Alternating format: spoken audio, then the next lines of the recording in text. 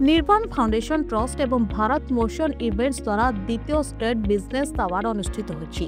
ଏହି ଆୱାର୍ଡ ପର୍ବରେ 25 ଜଣ ସଫଳ ଯୁବ ଉଦ୍ୟୋଗୀଙ୍କୁ ନିର୍ବାଣ ଫାଉଣ୍ଡେସନ ତରଫରୁ ସମ୍ମାନିତ କରାଯାଇଛି। ଏହି ପର୍ବରେ ସ୍ୱତନ୍ତ୍ର ଅତିଥି ଭାବେ ପୂର୍ବତନ ବିଧାୟକ ଶ୍ରୀଯୁକ୍ତ ସୁରେଶ ରାଉତରାୟ, ପୂର୍ବତନ ସାଂସଦ ଶ୍ରୀଯୁକ୍ତ ପ୍ରସନ୍ନ ପାଟତାନୀ, ସମ୍ମାନିତ ଅତିଥି ଭାବେ Shriyukta Suryakanta Behera, managing director Megha builder, doctor Subhashish Das, managing director अपोल्ट्री hotel Shriyukta Sanjay Jena, managing director Bharat पेल, ब्रोसा खां, मैनेजिंग डायरेक्टर ब्रोसा खां पारादीप परिवहन लिमिटेड प्रमुख योगदान करथिले। पर्व आरंभ में अतिथिवृंद को भारत प्रधान स्वागत संबर्धना जणाइथिले। ओडिशार प्रतिष्ठित युव उद्योगी किपरि आहुरी द्विपादे आगकू आगेबे सेथिपाई तांको प्रोत्साहित करबा उद्देश्य एही सम्मान प्रदान करा जायछि।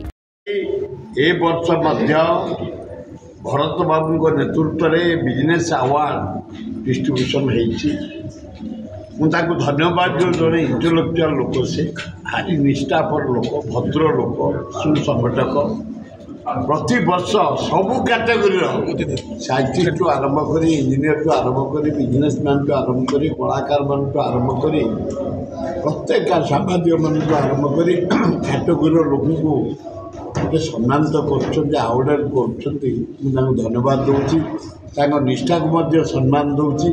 प्रतिवर्ष सुंदर भाव अति उच्च कोटीर वातावरण भितर जो अवार्ड गुड़िक लोक मैंने रिसीव कर जाऊँच प्रतिभा मैंने अति खुशी मु अत्यंत खुशी ए भाया कार्य हेले प्रतिभा मैंने जो जे सभा आगे रही सुनाम बढ़िबो, आम जानिबार सुयोग पाई। निर्वाण फाउंडेशन बिजनेस अवार्ड सहित अनेक सामाजिक उपयोगी क्षेत्र में कार्य करिथाय।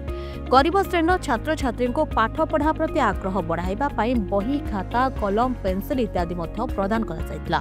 30 जिलार उद्योगी मानकु प्रोत्साहन जोगाइबा पई निर्वाण फाउंडेशन प्रचेष्टा करिबो। एही अवार्ड पर्व को आरजे विजय केपी परिचालना करथिले एवं एतरे बिजनेस रे कौन सबु चैलेंजेस रहुछि से संपर्क में एक आलोचना चक्र अनुष्ठित होइतिला। शेषरे भारत प्रधान धन्यवाद अर्पण करथिले।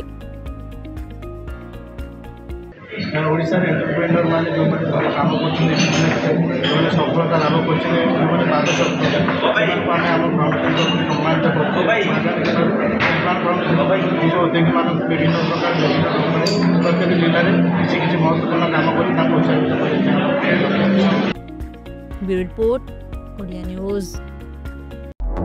Press the subscribe button to stay updated.